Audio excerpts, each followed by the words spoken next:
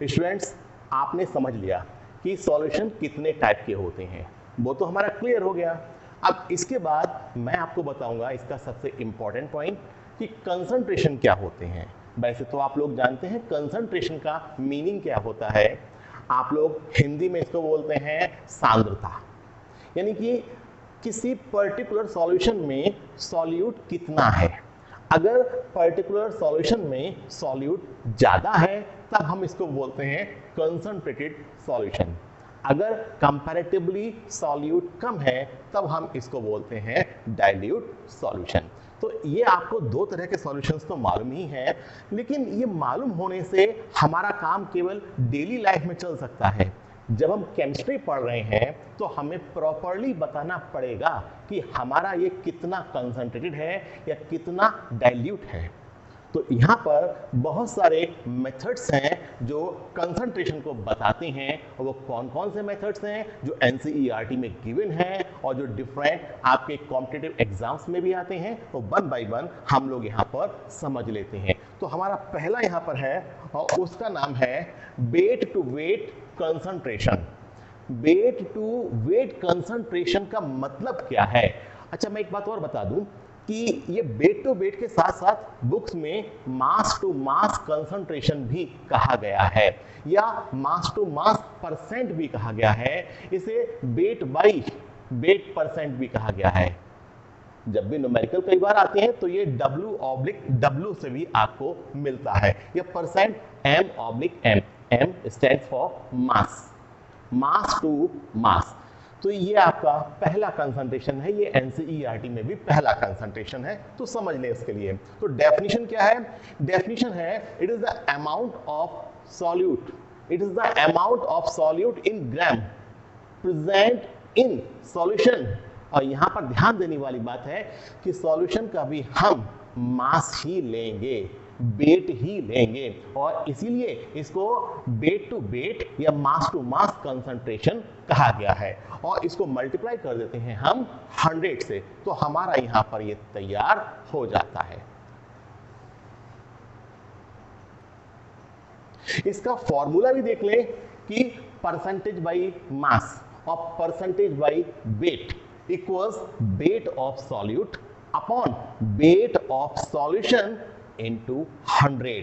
फिर समझ लीजिए कि ऊपर भी इसमें मास में दे रखा है सॉल्यूट, लेकिन अपॉन में सॉल्वेंट नहीं है, सॉल्यूशन है। ये बहुत गलतियां होती हैं क्योंकि यहां पर आपसे गलती करवा लेते हैं, तो मैं इसके बेस पर आपको एक,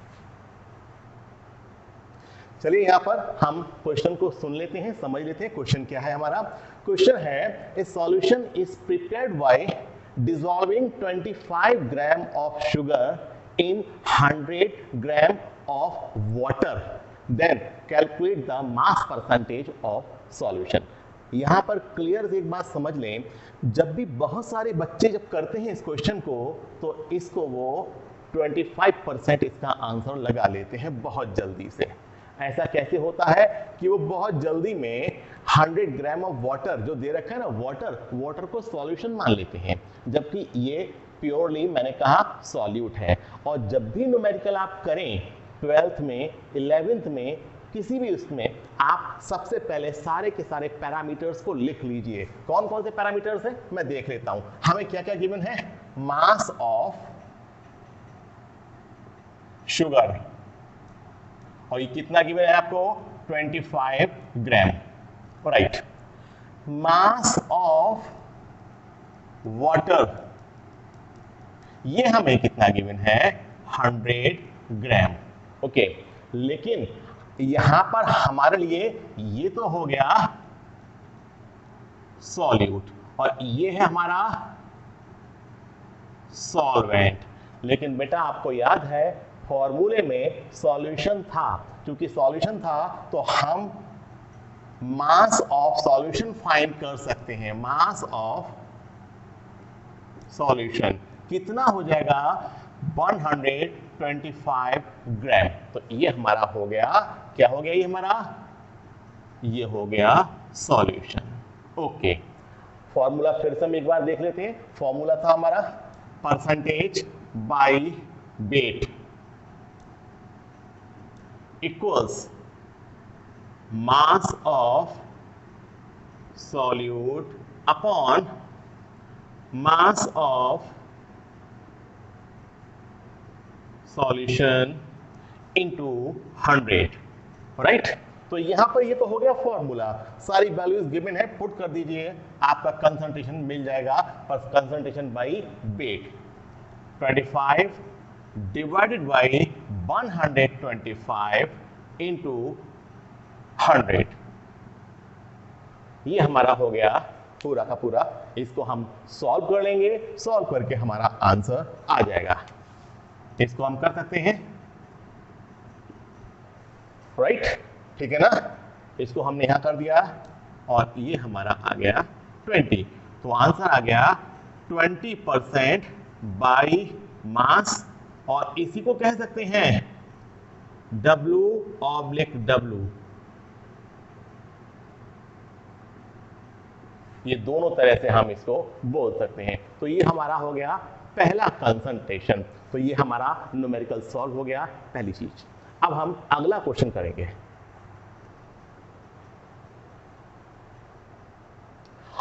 अब दूसरा कंसंट्रेशन की बात कर लेते हैं।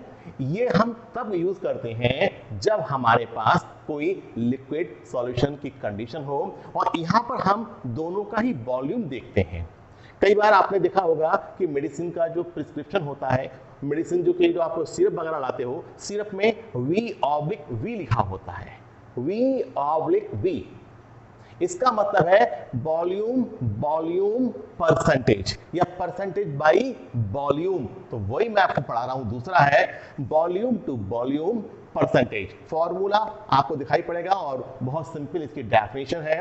It is expressed as the ratio of volume of the solute to the volume of the solution, volume of the solution multiplied by 100। ये इसकी डेफिनेशन है। फॉर्मूला इसी के बेस पर यहां पर तैयार हो जाता है। Volume to volume percentage equals volume of solute upon volume of solution into 100। इसको हम ऐसे भी समझ सकते हैं। मान लीजिए कभी आपसे कहा है कि हमारा एक अल्कोहल का एक सॉल्यूशन है और उसका जो कंसंट्रेशन है वो 10% है, 10% इथेनॉल बाई वॉल्यूम। तो इसका मतलब क्या है? तो इसका मतलब है कि 10 मिलीलीटर, सीसी का मतलब क्यूबिक सेंटीमीटर, सिंपल मीनिंग में समझे तो ये मिलीलीटर आपका होता है कि 10 मिलीलीटर इथेनॉल डिसॉल्व होगा 100 मिलीलीटर ऑफ सॉल्यूशन के अंदर। ये इसका मतलब होता है। ओके, और अब अगले कंसंट्रेशन की बात करते हैं। हमारा अगला कंसंट्रेशन है mass by volume concentration, mass by volume concentration. तो यहां पर आपको बिल्कुल सिंपल समझ में आ रहा है। W का मतलब हम वेट से लगाएंगे, V का मतलब हम वॉल्यूम से लगाएंगे। तो दो चीजें हो गई ना, W/V। और ऊपर हम क्या लिखते हैं, ध्यान रखना, ऊपर होता है सॉल्यूट, अपॉन में क्या लिखते हैं, सॉल्यूशन। तो अब W का मतलब हो गया वेट, मास। तो सॉल्यूट जो होगा वो मास में होगा और अपॉन में V वॉल्यूम के लिए डिपिक्ट किया है, तो सॉल्यूशन जो होगा वो वॉल्यूम में होगा। तो सिंपल आपको समझ में आ गया होगा। It is the ratio of mass of solute to volume of solution multiplied by 100। तो बहुत सिंपल है, ये तो अंडरस्टूड भी है।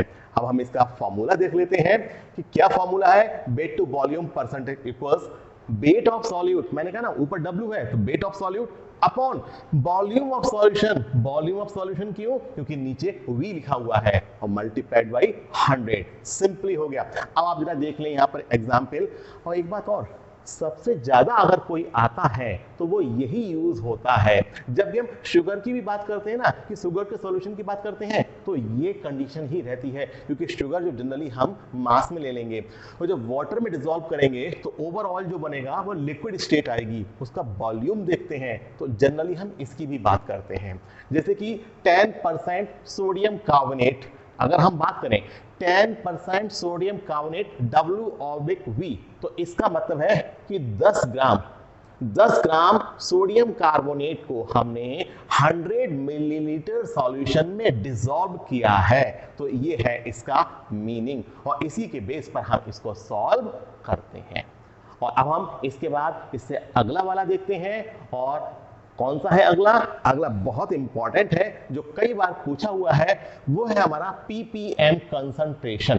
पीपीएम, पार्ट्स पर मिलियन, पार्ट्स पर मिलियन। अभी पार्ट्स पर मिलियन का मतलब क्या है और कब हम इसका इस्तेमाल करते हैं? डेली लाइफ में इसका कोई इस्तेमाल नहीं है, क्योंकि इतनी छोटी वैल्यू होती है कि आप इसको समझ भी नहीं सकते। लेकिन आपको जनरली तब देखने में आता है जब आप मेडिसिन की बात करते हैं या खास कंडीशन की बात करते हैं। हो सकता है आपने क्लास 11th में लास्ट में एक टॉपिक पढ़ा हो और चैप्टर था एनवायरमेंटल केमिस्ट्री। वहां पर हम जब वाटर के कंटेमिनेशन की बात कर रहे थे कि आपका नॉर्मल वाटर का कंटेमिनेशन कितना होता है, उसमें कितनी गंदगी होती है, और फिर जब वो बहुत ज्यादा आपकी ड्रेनेज सिस्टम से बाहर निकलता है तब कितना होता है। पीपीएम हम तब उसकी भी बात कर रहे हैं, बीओडी की जब बात कर रहे थे हमने तब देखा था इसके लिए। लेकिन यहां पर देख लें तो पहली बात तो है मिलियन का मतलब क्या होता है। मिलियन का मतलब होता है 10 टू द पावर 6। मिलियन का मतलब होता है 10 to the power 6। Simple meaning में देखें 10 लाख। 10 लाख, तो वही यहां पर है PPM concentration equals mass of solute component upon mass of the solution into 10 to the power 6। अब तक परसेंटेज पढ़ रहे थे, परसेंटेज की जगह अब यहां पर हम एम मिलियन को यूज कर रहे हैं, 10 टू द पावर 6 की बात करेंगे। एक न्यूमेरिकल से हम इसको सॉल्व कर लें, फिर मैं आज थोड़ी सी बातें और बताऊंगा इससे रिलेटेड। वो क्या है न्यूमेरिकल देखते हैं। 500 ग्राम ऑफ टूथपेस्ट। देखिए आप लोग जो टूथपेस्ट इस्तेमाल करते हैं ना, इसमें बहुत सारे कंटेंट होते हैं। जैसे टूथपेस्ट का सबसे मेन कंपोनेंट होता है सोडियम लॉरेल सल्फेट। ये भी एक तरह का डिटर्जेंट होता है, बता दिया, ये जस्ट नॉलेज, यहाँ पर कोई जरूरत नहीं थी फिर भी। हालांकि उसमें QS भी लिखा होता है और भी बहुत सारी चीजें होती हैं। लेकिन कई टूथपेस्ट ऐसे होते हैं जिनमें फ्लोराइड होता है, फ्लोरीन। फ्लोरीन या फ्लोराइड काम क्या करता है? ये आपके टीथ के इनेमल को प्रोटेक्ट करने का काम करता है, तो फ्लोराइड मिला होता है। हमें कहा गया है कि हमारे 500 ग्राम आधा किलो टूथपेस्ट में 0.2 ग्राम फ्लोराइड है, 0.2। तो इसका आप पीपीएम में कंसंट्रेशन बताइए। बिल्कुल, मैं फॉर्मूला अब नहीं लिख रहा हूं क्योंकि ऑलरेडी फॉर्मूला हमें ऊपर दिखाई दे रहा है। तो हम कहेंगे कि ppm concentration equals mass of solute. Mass of solute, mass of solute कितना है हमारा? 0.2। 0.2 total mass of the solution, total mass of the solution 500 gram into 10 rays power 6। अब आपको सॉल्व करने के लिए सिंपलीफाई करना है, सिंपलीफाई करिए। यहां से कुछ जीरोस को आप बोरो करिए, नीचे 500 है तो मैं कोशिश करके यहां पर 2000 कर लेता हूं। और 2000 करने का मतलब है कि मैंने कितने जीरो यहां से बोरो किए हैं? हमने यहां से 4 जीरो बोरो किए हैं। कैसे? 1 यहां पर 1 2 3 4, हमने यहां पर 2000 इतना कर दिया into 10 to the power 2 divide by 500। अब हम इसको सॉल्व कर लेते हैं। यह आ गया हमारा 400 ppm कंसंट्रेशन। इस तरह से हमने इस न्यूमेरिकल को सॉल्व किया। ऐसे न्यूमेरिकल आपको जनरली क्लास 12 में तो मैंने जनरली ये न्यूमेरिकल नहीं देखा है। ऐसे न्यूमेरिकल कॉम्पिटिटिव एग्जाम में मिलता है। जनरली कौन से कॉम्पिटिशन में मिलता है? ये आपको नीट में मिल सकता है, ये IIT मेंस जैसे एग्जाम में मिल सकता है। सिंपल क्वेश्चन है। तो अभी तक हमने कितने कंसंट्रेशन पढ़ लिए? हमने यहाँ पर पहला वाला पढ़ लिया W/W, दूसरा पढ़ लिया V/V, और तीसरा जो कंसंट्रेशन था वो पढ़ा था W/V, और फाइनली हमने पढ़ लिया ppm कंसंट्रेशन। लेकिन एक बात और बता दूं, ये ppm कंसंट्रेशन बाय मास था। फिर मैं आपको याद दिला दूं, ये पीपीएम कंसंट्रेशन बाय मास था, क्योंकि हमने ऊपर भी मास लिया, नीचे भी मास लिया। मैं आपको याद दिला दूं कि ये बाई वॉल्यूम भी हो सकता है, ऊपर भी वॉल्यूम, नीचे भी वॉल्यूम, और ये W/B भी हो सकता है, कई टाइप के हो सकते हैं, इसलिए कंफ्यूज होने की जरूरत नहीं है। जैसा भी हो आप उसको उसी के अकॉर्डिंग सॉल्व करने की कोशिश करिए, पहली बात। दूसरी बात, जब हम पीपीएम के साथ में एक और भी कुछ बुक्स में दे रखा है पीपीबी, पीपीबी। अब ये बी क्या है? बी फॉर बिलियन, लेकिन वो हमारे इस एनसीईआरटी के सिलेबस से बाहर का है। अगर आप लोग मुझे कमेंट सेक्शन में कहेंगे तो मैं इसको भी आपको दूंगा। और इसके अगर आपको नोट्स चाहिए, मेरे जितने भी मैं चैप्टर्स पढ़ा रहा हूँ इनके आपको नोट्स चाहिए, तो आप हमारी वेबसाइट www.vidyarthicoaching.co.in पर आइए, आपको नोट्स भी आराम से मिल जाएंगे, उनको भी डाउनलोड करिए और उनके थ्रू आप मेरे नोट्स को साथ में इन वीडियोस को देखिए, आपको बहुत फायदा होगा। ओके बेटा, अगर आपको मेरे बाकी वीडियोस देखना है तो जो ऊपर कार्ड लगा हुआ है इस कार्ड पर आप क्लिक कर सकते हैं। इसके अलावा डिस्क्रिप्शन में मेरी वेबसाइट का भी लिंक है और मैं आपको उन नोट्स का भी लिंक प्रोवाइड करूंगा जिन्हें क्लिक करके आप मेरे नोट्स को डायरेक्ट डाउनलोड कर सकते हैं या उसका प्रीव्यू भी देख सकते हैं।